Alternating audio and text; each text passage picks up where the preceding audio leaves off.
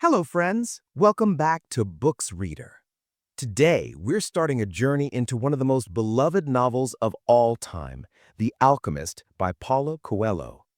This book has touched millions of lives, not just because it tells the story of a shepherd searching for treasure, but because it feels like it's speaking directly to us, nudging us to follow our own dreams. And here's the wild part. It's not some 600-page epic. It's short, simple, even sparse in words, yet inside it hides a universe of meaning. I want you to imagine this story not as me summarizing a book, but as if you're walking alongside Santiago himself, smelling the sheep's wool, feeling the heat of the Spanish sun, hearing the whispers of the universe. Because once you step into his sandals, you'll realize this isn't just his journey, it's ours too. A Shepherd with Wanderlust. Our story begins in Andalusia, Spain. Close your eyes and picture rolling hills glowing golden in the late afternoon sun.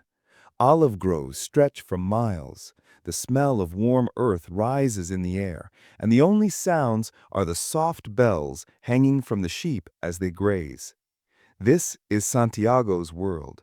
A young shepherd, cloak draped loosely over his shoulders, staff in hand, eyes filled with curiosity. His life looks simple, wandering with his flock, selling wool, sleeping under the stars, but beneath that simplicity burns a restless spirit. See, Santiago wasn't supposed to be a shepherd. His parents dreamed of him becoming a priest. Imagine them picturing their boy in white robes, reciting prayers, living a respectable life. But Santiago's heart had other plans. Since childhood, he craved freedom. He wanted to travel, to hear new languages, to taste foods from faraway places, to fall in love with strangers he hadn't yet met. And shepherding? It wasn't glamorous, but it gave him the one thing he valued most: mobility. With his sheep, he could wander from town to town, explore new places, and still earn a living. Talking to sheep and dreaming of love. Here's a detail I love about Santiago. He talks to his sheep out loud. Not just commands like, go this way, but full conversations. He tells them about the villages he's seen, the people he's met, even about the girl he can't get out of his head. Ah, yes, the girl, the daughter of a merchant. Santiago met her a year ago when he came to her village to sell wool. She asked him questions, not just about prices, but about his life, his travels. And for a boy who spends most of his time with sheep, her curiosity felt like sunshine. Since then, he's thought of her often. Will she still remember him when he returns? Will she still smile the same way? That's Santiago, half shepherd, half dreamer. One foot in the fields, one foot chasing horizons. The Ruined Church. One evening, as the sun dips low, Santiago guides his flock toward shelter. He finds an abandoned church, roof long collapsed, but inside a giant sycamore tree grows, its branches stretching toward the stars through the open sky.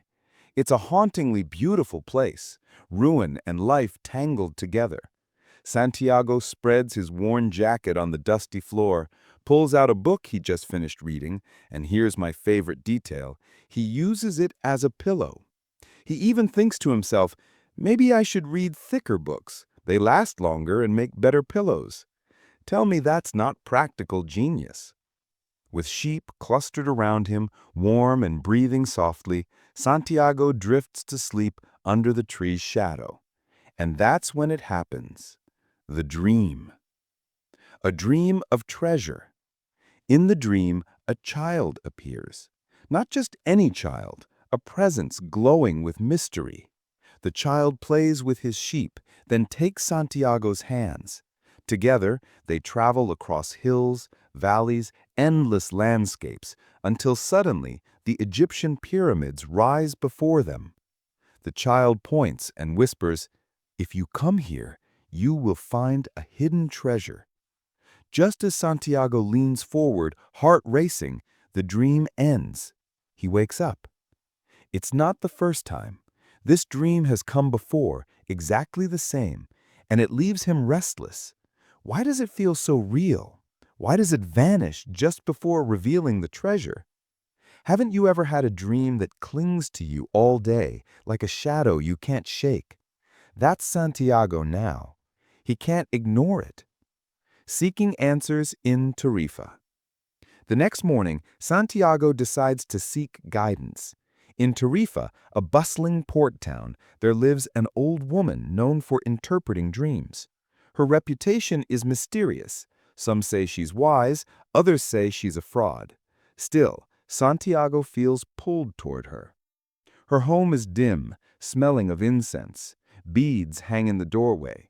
She studies him with sharp, piercing eyes that seem to see more than his words. Santiago tells her the dream, about the child, the pyramids, the promise of treasure. He expects some complex ritual, some mystical interpretation. Instead, she listens quietly, then says, "You must go to the pyramids. There you will find treasure." That's it? No map, no clues, just one condition. If you find it, you must give her 1/10. Santiago leaves irritated. That's all? I could have guessed that myself. He mutters he'll never believe in dreams again. But deep down, a seed is planted. And that's how life often works, isn't it? We want clear directions, but instead we get vague hints. Just enough to move us forward, never enough to make it easy. The stranger in the plaza. Later that day, Santiago sits in the town square, book in hand, trying to forget the old woman's words. The plaza buzzes with life, vendors calling out, children laughing, the salty smell of the sea in the air. As he reads, an old man approaches. His clothes are ordinary, worn, his beard gray, but his eyes, they sparkle with something Santiago can't quite place. "Can I have a sip of your wine?" the man asks. Santiago hands him the bottle, hoping he'll move on. Instead, the old man stays, talking, asking about his sheep, asking about his life. And then, shockingly, he mentions Santiago's dream. Santiago freezes. How could he possibly know? The man introduces himself as Melchizedek, the king of Salem, a king disguised as a beggar. The personal legend. Melchizedek tells Santiago something profound, that every person on earth has a personal legend, a destiny, a reason for being. It's the one thing your heart truly wants, the one dream that gives life meaning. Most people ignore it. They settle into routine, let fear control them, convince themselves it's impossible. But for those who dare to chase it, the universe itself conspires to help them. That line, it hits like lightning. Haven't you ever had a moment when everything just aligned? A coincidence too perfect to be random? That's the language of the universe, says Melchizedek. Santiago listens, torn between skepticism and wonder. A price for guidance. The king offers to guide Santiago toward his treasure, but guidance comes with a price, 1/10 of his sheep. Santiago is stunned. His sheep are his life. He knows each one by face, has raised them, cared for them. Giving them up feels impossible. Yet what is comfort compared to destiny? That night, Santiago wrestles with the choice. He thinks of the girl, of his parents, of the life he knows, safe, predictable. But he also thinks of the dream, the treasure, the possibility of something greater. By morning, he decides. He sells most of his flock to a friend, a man who's always longed to be a shepherd. With trembling hands, he brings 1/10 of his sheep to the old man. The stones of guidance. Melchizedek smiles, then reaches into his robe. He pulls out 2 stones, Urim and Thummim, one black, one white. He says, "These will help you when the omens are unclear. Black for yes, white for no. But remember, you must still make your own choices. Don't let the stones replace your heart." Santiago holds them, feeling their weight.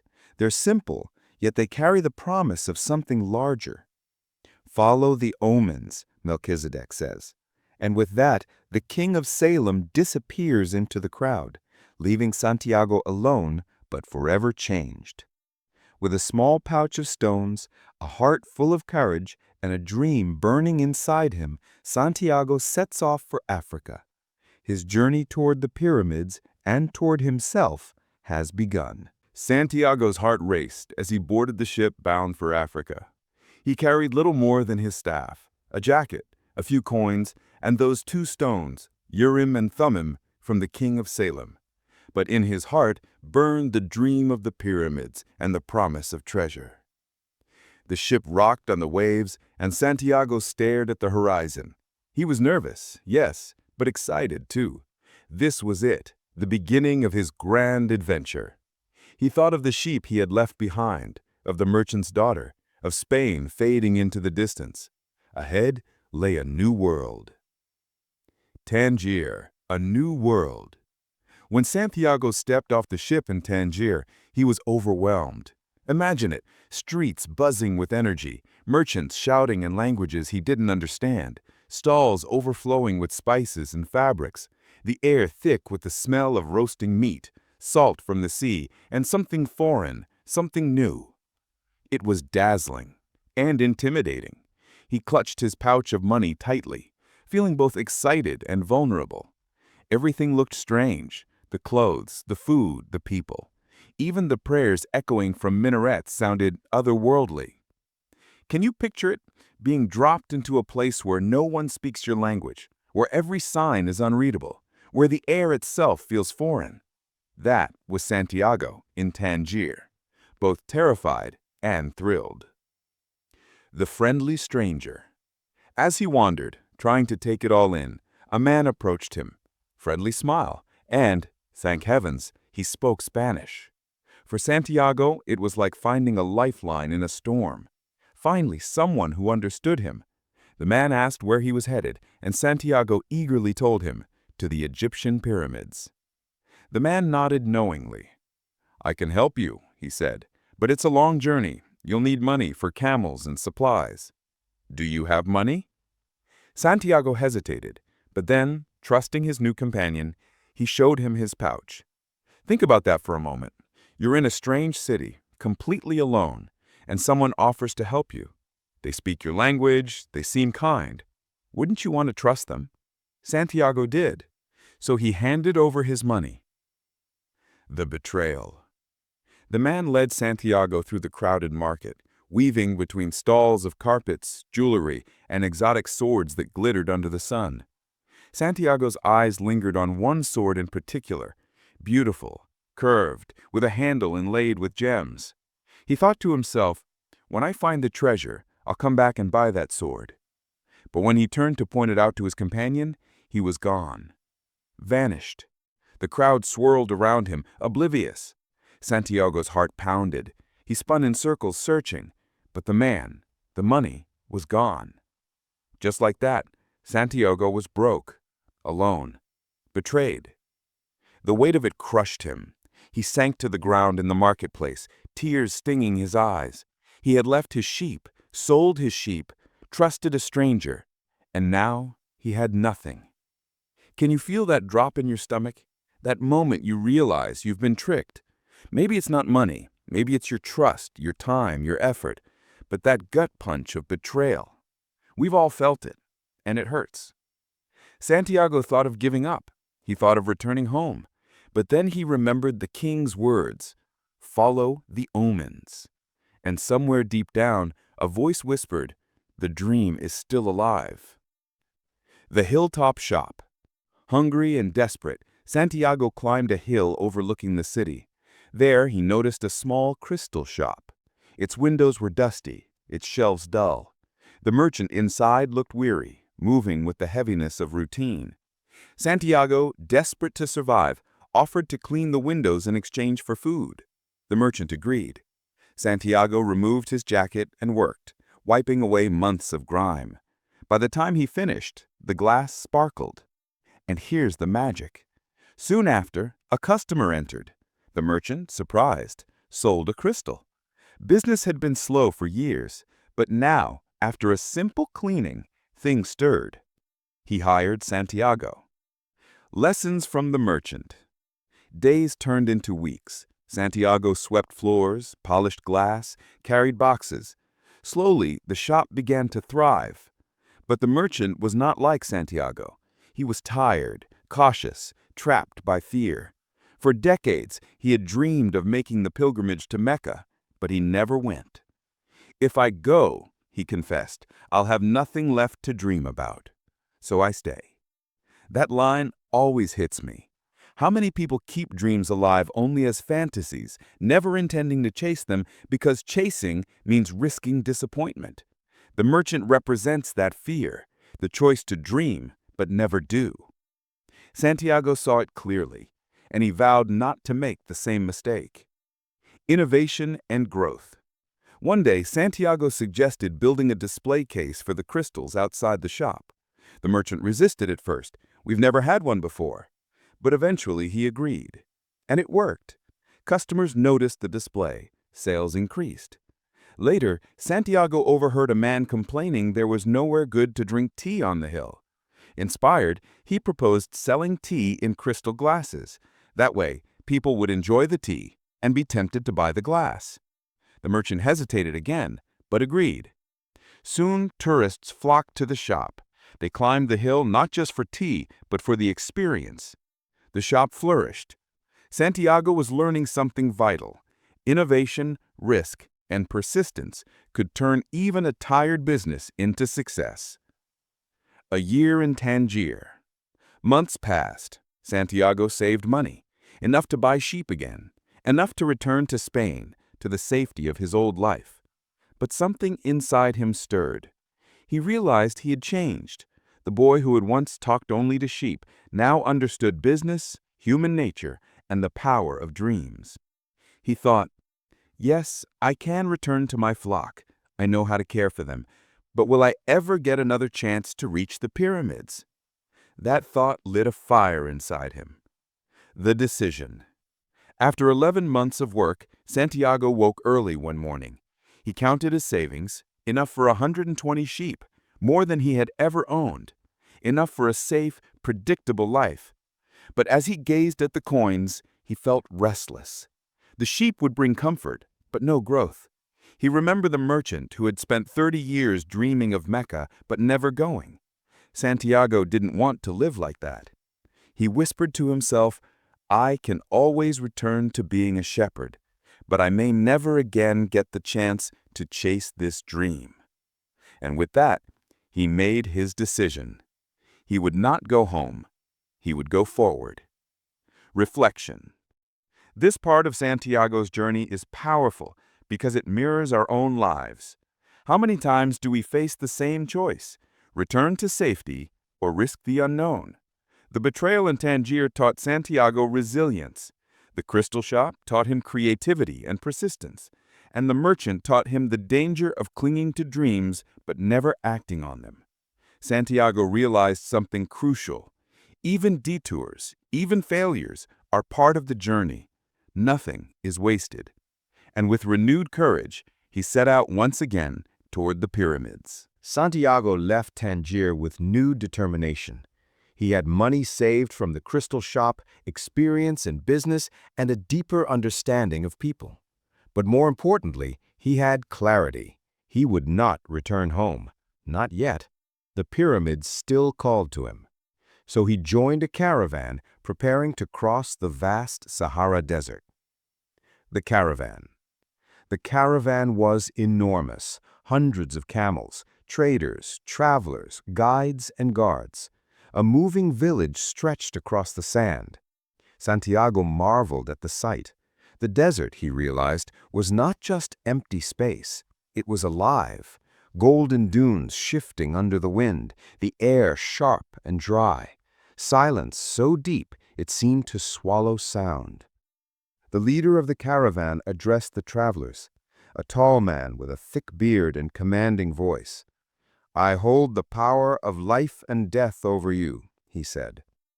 His words were not meant to frighten, but to remind. The desert was merciless.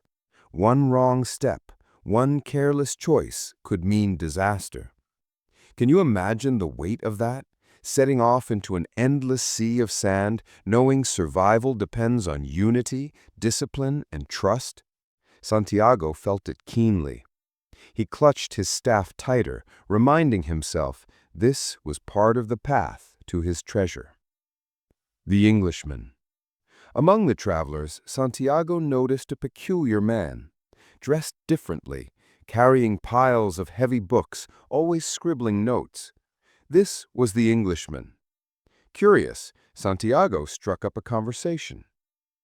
The Englishman revealed he was searching for the legendary alchemist said to live at the oasis of El Fayum. He spoke endlessly about alchemy, about the philosopher's stone, about the elixir of life. He explained how metals could be purified into gold, how secrets of the universe were hidden in ancient texts. Santiago listened, fascinated but also puzzled. He couldn't quite grasp the complex words or formulas. Still, he sensed the Englishman was chasing his own personal legend, just in a different way. The two men contrasted each other. The Englishman trusted knowledge in books. Santiago trusted knowledge in the world around him. The Englishman studied theory. Santiago studied omens. This contrast is powerful, isn't it? How often in life do we lean too heavily on one side, endless studying without action, or endless action without reflection? The truth, Coelho reminds us, lies in balance. Lessons from the camel driver. During the long days in the desert, Santiago grew close to a camel driver. The man's story humbled him. Once, the camel driver owned an orchard, a stable home, and children. But a flood destroyed everything. Forced to start over, he became a camel driver. The secret of happiness is to live in the present. The desert teaches us this. Yesterday is gone, tomorrow is uncertain, but today is a gift. Santiago thought deeply about those words. He realized the desert, vast and unforgiving, had a way of stripping away distractions. All that mattered was the present moment. And isn't that true for us too? We waste so much time replaying the past or worrying about the future, forgetting that the only place we can act, change, or live is now. Arrival at the oasis. Weeks passed. The caravan pressed forward through scorching days and freezing nights. Finally, green shimmered on the horizon. Al Fayum, the oasis. Palm trees swayed, water glistened, and tents dotted the landscape like jewels.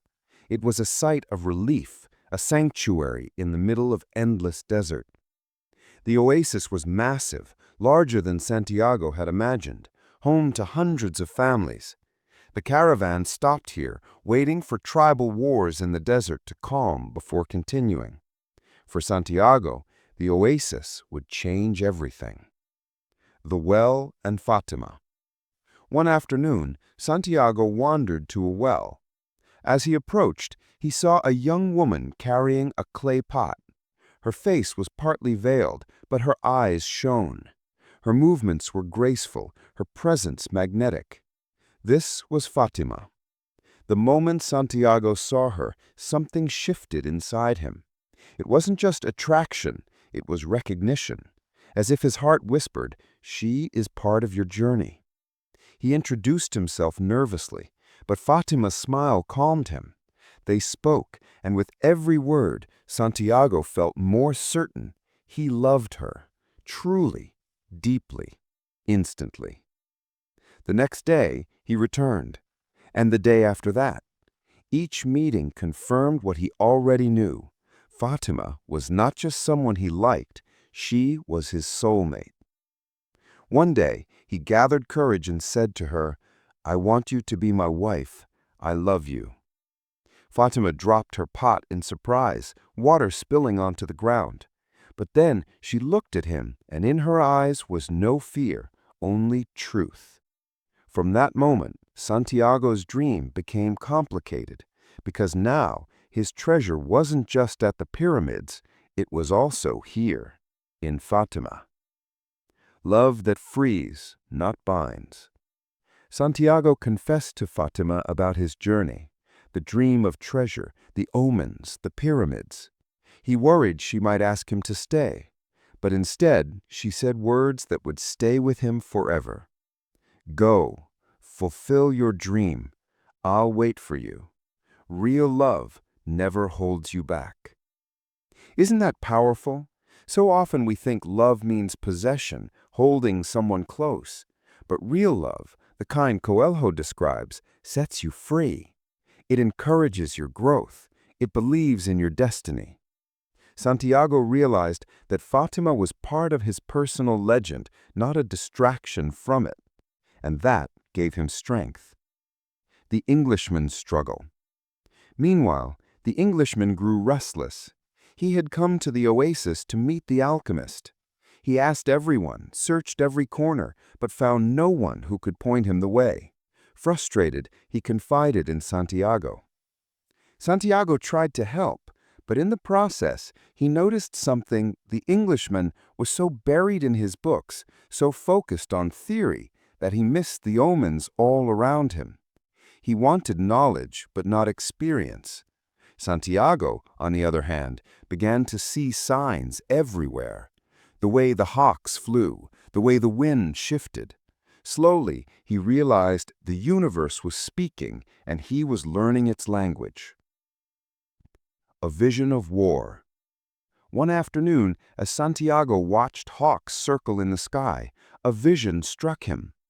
He saw armies advancing, swords drawn, attacking the oasis. The image was so vivid, so sudden, it shook him. Was it a sign, an omen? Unsure but compelled, he went to the tribal chiefs and warned them. At first they were skeptical, but they decided to prepare just in case. Days later, the attack came, just as Santiago had seen. Thanks to his warning, the oasis defended itself. And in that moment, Santiago's role shifted. He was no longer just a boy chasing a dream. He was becoming someone who could listen to the world, trust his heart, and act with courage. Reflection. This part of Santiago's journey is rich with lessons. From the caravan, he learned discipline and the importance of living in the present. From the Englishman, he saw the danger of getting lost in books without living life. From Fatima, he discovered the meaning of real love, the kind that empowers rather than restricts. And from the hawks, he realized he was truly learning to speak the language of the world. Each step was shaping him. Each person, each omen was a teacher. Transition. But Santiago's journey was far from over. His vision of war brought him to the attention of someone mysterious, someone who would guide him through the next stage, the alchemist himself. And the desert, vast and merciless, still held many lessons to teach. The oasis was buzzing with relief after the victory. Thanks to Santiago's vision of the hawks, they had been prepared for the tribal attack. The boy who once wandered with sheep had now protected an entire community. But it was also the moment that brought him face to face with the figure who would change his destiny forever, the alchemist. The first encounter. One night, under the desert sky glittering with stars, Santiago felt a presence. Out of the shadows rode a man on horseback, cloaked, commanding, with an aura that seemed to vibrate with mystery. His eyes were sharp, piercing, like they could read Santiago's soul. This was the alchemist. He didn't waste time on pleasantries. He spoke directly, challenging Santiago's courage, testing his resolve. You saw the signs. You listened to your heart. That is why I am here. Imagine it, meeting a man who feels more like a force of nature than a person. Someone who radiates wisdom, but also danger. That was the alchemist. Tests of courage. The alchemist didn't coddle Santiago. He tested him. He asked questions that cut deep. Why are you here? What are you seeking? Do you truly believe in your personal legend? Santiago answered honestly, but with doubt in his voice. He admitted his fear. He confessed his love for Fatima and wondered if he should stay at the oasis. The alchemist shook his head. Real love never holds you back. If she is truly part of your destiny, she will wait. But if you abandon your treasure now, your heart will wither. You will never be the same. Those words hit Santiago like a blow. Haven't we all felt that tug between love and ambition? Between staying safe with someone we care for and stepping into the unknown? The alchemist made it clear, love and destiny are not enemies. True love fuels the pursuit of dreams. Learning the language of the heart. Over the next days, the alchemist became Santiago's guide. Not a gentle teacher, more like a relentless one. He pushed Santiago to stop doubting, to trust the signs, to listen to his heart. He said, "The heart knows all things, because it comes from the soul of the world. But it is often afraid of losing what it loves, afraid of failure. You must master your heart, not silence it, for it speaks the language of the universe." Santiago struggled. His heart raced with fear, whispered of loss, told him to give up. But the alchemist taught him to embrace those fears, to see them as part of the journey. And isn't that the truth? Our hearts know what we want. They whisper it constantly, but fear drowns it out. Fear of rejection, of failure, of judgment. The lesson here is profound. Don't ignore your heart. Learn to listen even when it trembles. Setting out into the desert. One morning, the alchemist told Santiago, "Sell your camel, buy a horse. You and I will leave tomorrow before sunrise." Santiago's heart leapt. The pyramids were near, but the desert ahead was still dangerous. Tribes were at war, and every step carried risk. They set out together, horse and boy side by side, leaving the safety of the oasis behind. The desert stretched endlessly, dunes glowing gold under the blazing sun by day, freezing under the cold stars at night. Santiago had never felt so small. Yet beside the alchemist, he also felt strangely protected. The desert as a teacher. As they journeyed, the alchemist pointed to the desert. "It has its own soul," he said. "It speaks. Every grain of sand was once a rock, every rock once part of the earth's heart. Listen, and you will learn." At first, Santiago only felt the heat, the dryness, the silence. But slowly he began to sense something deeper. The desert's patience, its timelessness, its wisdom.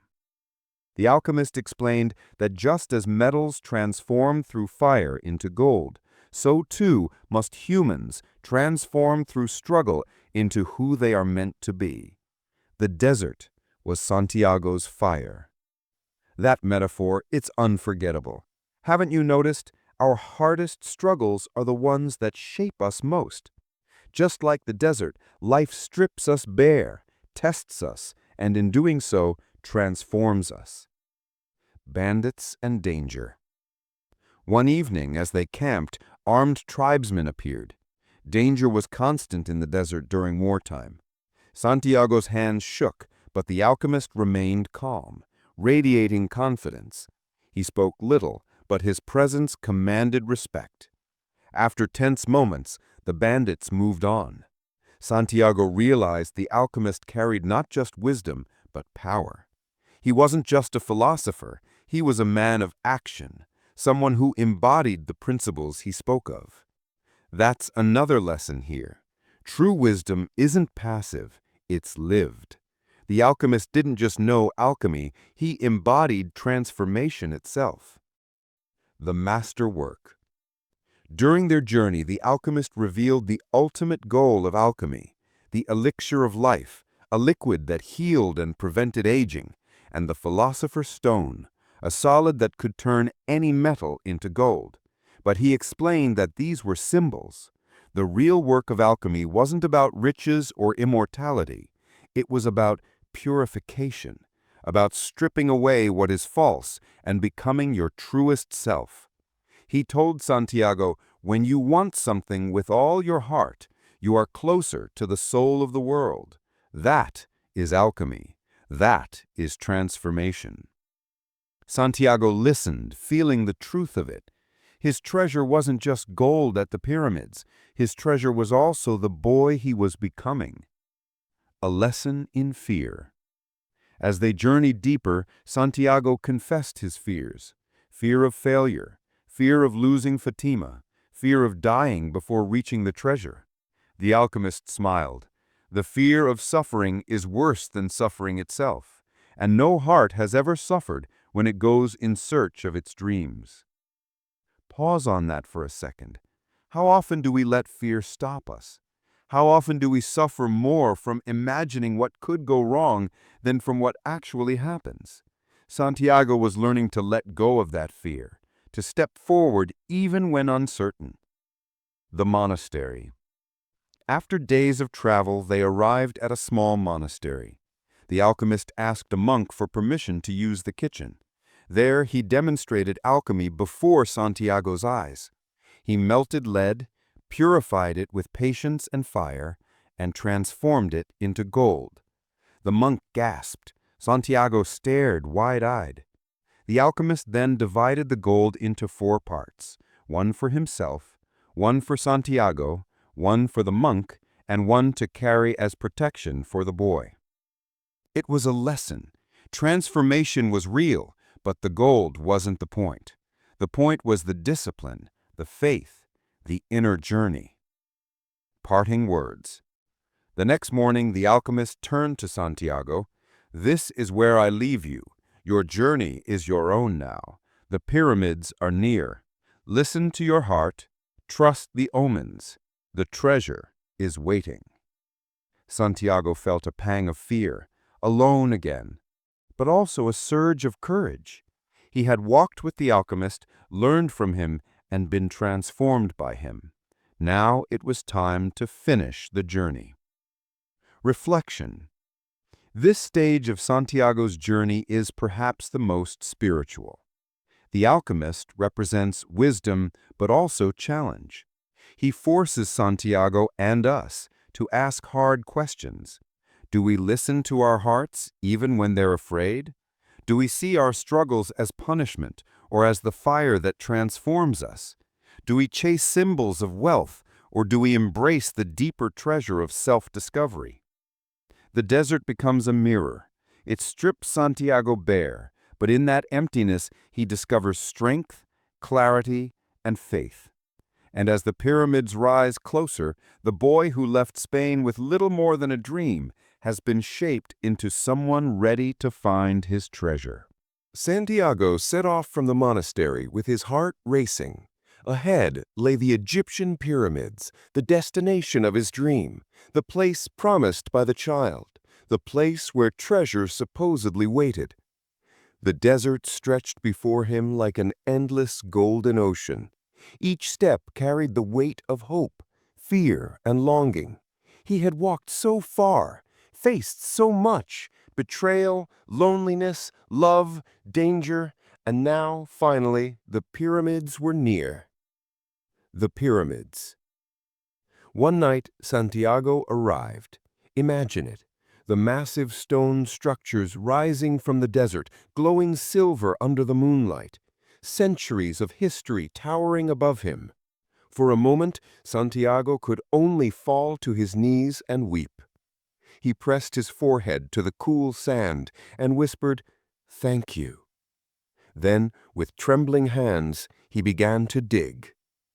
Hours passed. His hands blistered. His fingernails cracked. Sweat stung his eyes. He dug and dug, but the sand gave nothing back.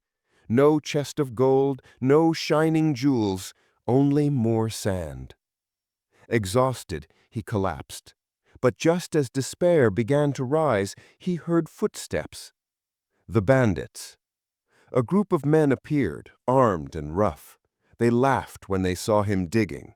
"What are you doing here?" one demanded. Santiago didn't answer. Another stepped forward. "He's looking for treasure." They mocked him, kicked him, beat him, demanded he hand over his gold. Bleeding, Santiago shouted, "I had a dream. Twice I dreamed there was treasure buried here." The leader sneered, "A fool chasing dreams." Then he paused, chuckled, and said, "Funny, I once had a dream too, that treasure was buried in a ruined Spanish church where shepherds sleep under a sycamore tree. But I'm not stupid enough to travel across the desert just because of a dream." The men left him beaten, but alive. And in that moment, everything clicked. The treasure wasn't here. It had been at the church all along, the very place where Santiago first dreamed. Full circle. With tears and laughter mixing on his face, Santiago looked at the pyramids one last time. They had guided him, shaped him, tested him. But the real treasure was waiting back in Spain. He returned to the ruined church. Beneath the sycamore tree where he once slept with his sheep, he dug, and this time he found it. A chest overflowing with gold and jewels, riches beyond anything he had imagined. As promised, he gave 1/10 to the old woman in Tarifa. Then, with joy in his heart, he prepared to return to Fatima. His journey had come full circle. Character deep dives. Now let's pause, because one of the most powerful parts of The Alchemist isn't just the plot, it's the characters Santiago meets. Each one is a symbol. Santiago, he represents the dreamer in all of us. Ordinary, flawed, uncertain, but willing to take a leap of faith. His journey reminds us that we too can chase our personal legends if we're brave enough. Melchizedek, the king of Salem, the mentor figure. He represents destiny itself, that push the universe gives us when we're on the edge of a decision. He's the reminder that help appears when we need it, if we're paying attention. The crystal merchant, the warning.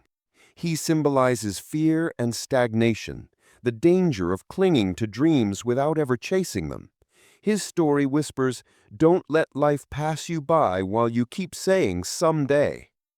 The Englishman, knowledge without action. He lives in books, searching for answers but missing the signs right in front of him. He shows us that wisdom comes from living, not just studying. Fatima, love at its truest. She represents the kind of love that frees rather than binds. Her words remind us that real love never asks us to abandon our dreams. It encourages us to pursue them.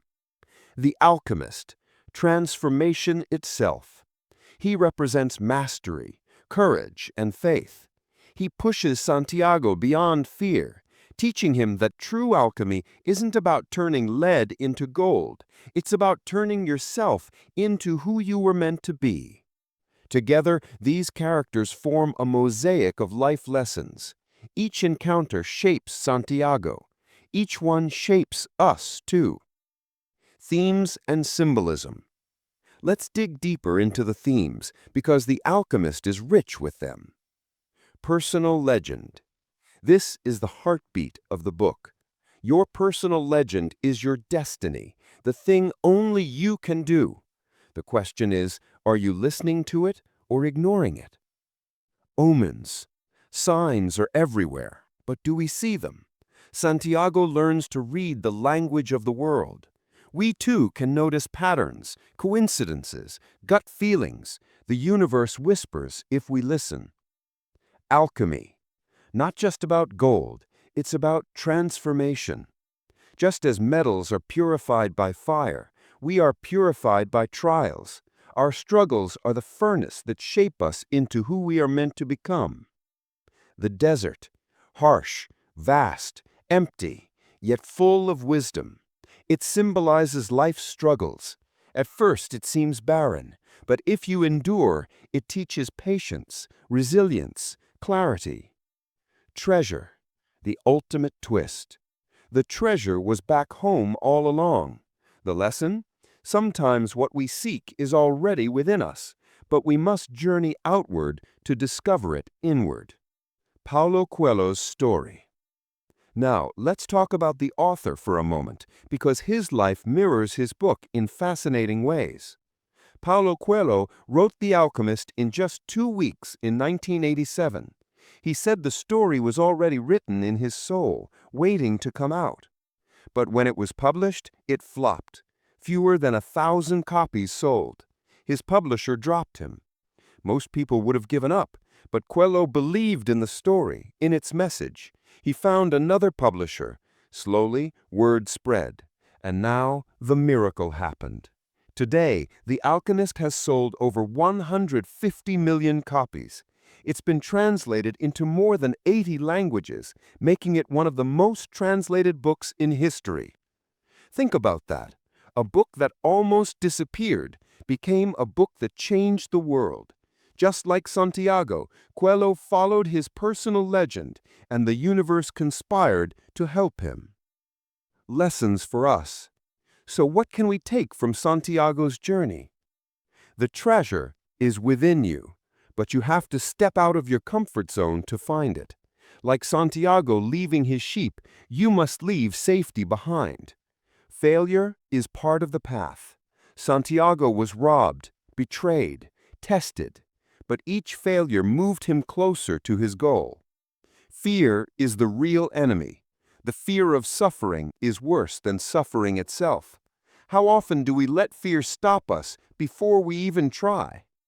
Love empowers, not restricts. Fatima shows us that the right relationships won't chain us. They'll set us free to chase our dreams. The journey matters more than the destination. Yes, Santiago found gold, but the real treasure was who he became along the way. And that's why The Alchemist remains timeless. It's not just Santiago's story, it's ours. Each of us has a personal legend whispering in our hearts. The question is, are we listening? So now I'll turn it over to you. What's your treasure? What dream keeps tugging at your soul, waiting for you to chase it? Drop it in the comments. I'd love to hear your stories. And if Santiago's journey inspired you as much as it inspires me every time I revisit it, hit that like button, subscribe for more deep dives, and share this video with someone who needs the courage to follow their dream. Because remember, when you truly want something, the whole universe conspires to achieve it. Thanks for being here, friends. Until next time, peace out.